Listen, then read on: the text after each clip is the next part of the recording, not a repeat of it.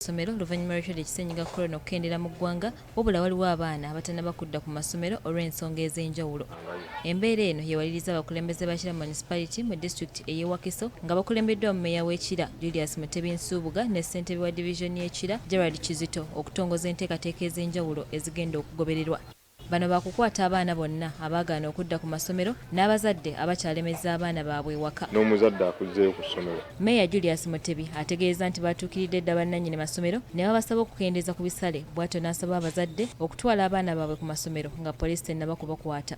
Nagambye tugira tugakakkanyaako gajjako omusolo naye nago mu kutuddizaayo gagire nga gakkiriza omuzadde ne bw'aba alina ssente za kitundu. Ssentebe wa Kira Division Gerald Kizito ategeeza nti bagenda kukozesa bassentebe b'ebyalo ne ba VHT nga bayambibwako poliisi okufeffetta abaana abatasoma ne bazadde baabwe era balagidde bassentebe enteekateeka eno etandikirewo nga bakutambula nju ku nju. Bwe twogera n'omwana nga badde alowooza nti akuze asobola okukkiriza n'amanya kubanga tewaliwo myaka gikula. Tulina na adult learning. Olaba abantu abakulu myaka 7 baddeyo ne basoma. Kati ate gwe kitegeeza agambye nti oyiseeko emyaka 2. Oba tomanyi bumanyi kyokola ki kyoyagala. Ye ssentebe w'ekitukutwe Fred Mukasa Sempiira atandikiddewo okukola ekikwekweto kino era waliwo abaana abamu basanze nga bagenda kukima mazzi kyokka nga bannaabwe bagenda dda ku masomero. Ate omuyizi omulala abadde ayambadde empale y'essomero bamusanze ku muti gwa ffene waggulu ne bamulagira okukka wansi nga bw'abuuziddwa lwaki tasoma n'ategeeza nga nnyina bw'ali omusomesa kyokka tannaba kumuzzaayo ku ssomero. Musomesa asomesa ku ssomero ki? Noye tolimanyi.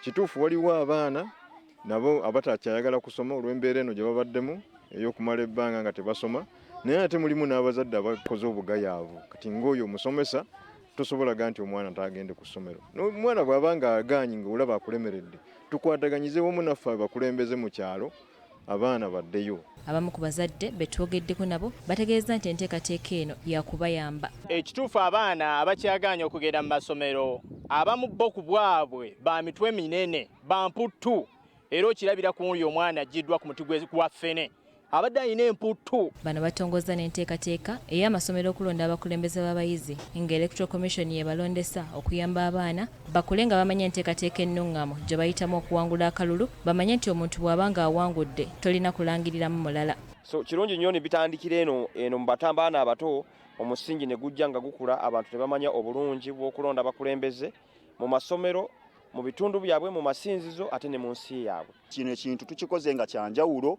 era nga tugenda okukitambuza emyaka gyonna twagala okulaba nti abaana bafuna basics. Mu kutongoza enteekateeka eno ab'akakiiko k'ebyokulonda balondesezza abayizi ku ssomero lya Outspark Nursery and Primary School abagenda okukulembera bannaabwe. Kale bannaffe ab'Ekira enteekateeka eyo